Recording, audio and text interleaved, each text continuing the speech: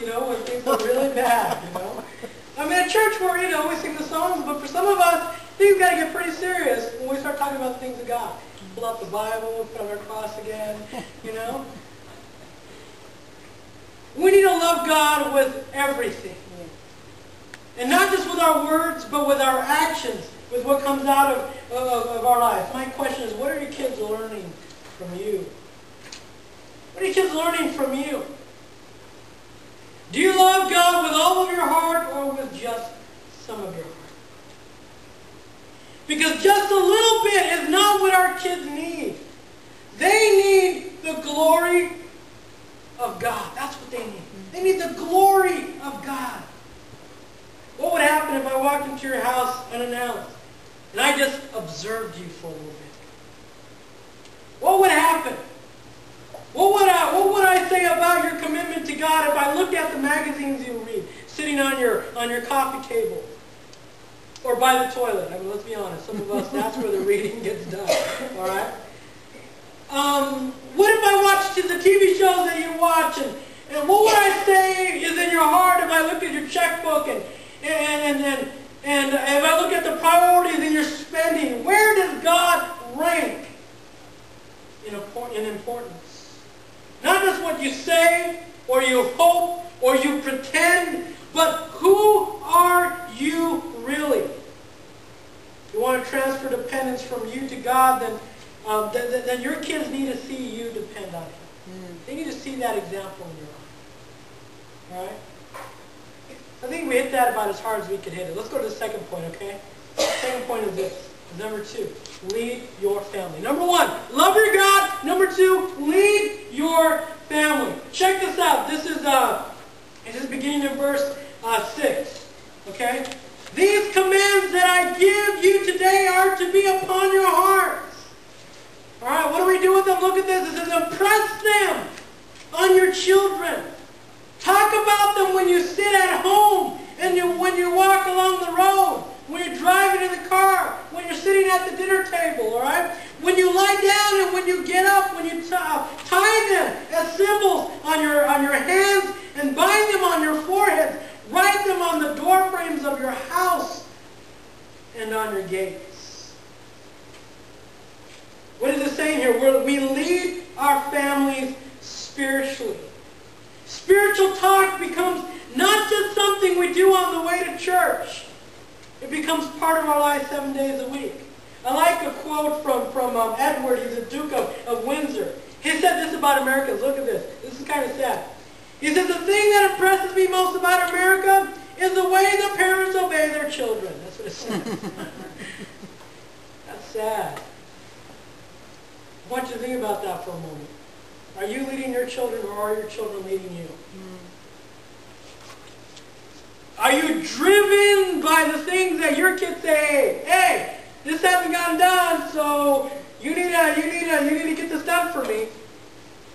Well, you should have done your own report. Yeah, but I'm going to get an F if you don't do something about it. All right. Yeah, but I got all this other stuff. Well, I'm going to get an F. Oh, okay. Are you led by God? And are you leading your kids? Or are your kids leading you? What's driving your life? Now, some of us might say, well, you know, Pastor, I have no idea how to lead my kids. What does that even look like? Well, I can't tell you exactly, this is exactly what to do. If you do these things, you're going to look good as a leader. But what I can say is this. If you want to be an effective leader, here's some things that you can add to your leadership. First thing I encourage you to do is pray and talk to God about it. If you say, you know what, as a leader, as leading my children, I'm not doing a good job. God, show me what to do, and guess what? He will show you. So let me give you a couple of things that I can give advice on. Number 1, lead intentionally. Lead intentionally. Listen to this. Family values. Value family identity. Because whenever family identity is strong, peer pressure is weak.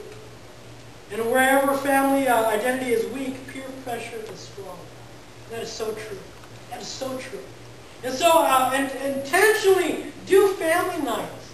Do family devotions where you bring a fun, crazy, spiritual teaching and make it a great time for your kids.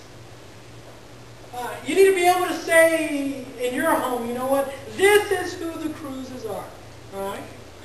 This is what the Cruzes do. This is how the Cruzes act. This is what the Cruzes live like. And it's awesome being a Cruz, all right? And you need to be able to define what that is. Of what it looks like to be a Rendon. This is what it means to be a Rendon. In our house, we serve God. And we're excited about it. And serving God is awesome. You know why? Because when we do, God takes care of everything. We live a life where we see miraculous things happen. This is not happening anywhere else in the world, but only for God's people. Man, that's something to get excited about. And when kids see that, when they see it as an example, and when they see God working in your life, they're going to be blown away. Oh my goodness, you wouldn't believe what happened. This is a problem that happened. My family prayed about it, and then all of a sudden God did this. I can't believe it. Don't you think that'd be something they would probably tell somebody at school? I mean, if it's big enough, they're going to tell somebody about it. You would not believe what happened. Then what ends up happening is that your house becomes a place that everybody wants to be a part of. Now that might be a good thing or a bad thing, I don't know. But all the kids are going to come after school and say, hey, all right, what's going on now? What's the problem? They're going to pray about it. They're going to cast a demon out. What's going on here? You know? I mean, you never know what's going to happen. All right? Lead intentionally. Number 2, lead relationally. Lead relationally.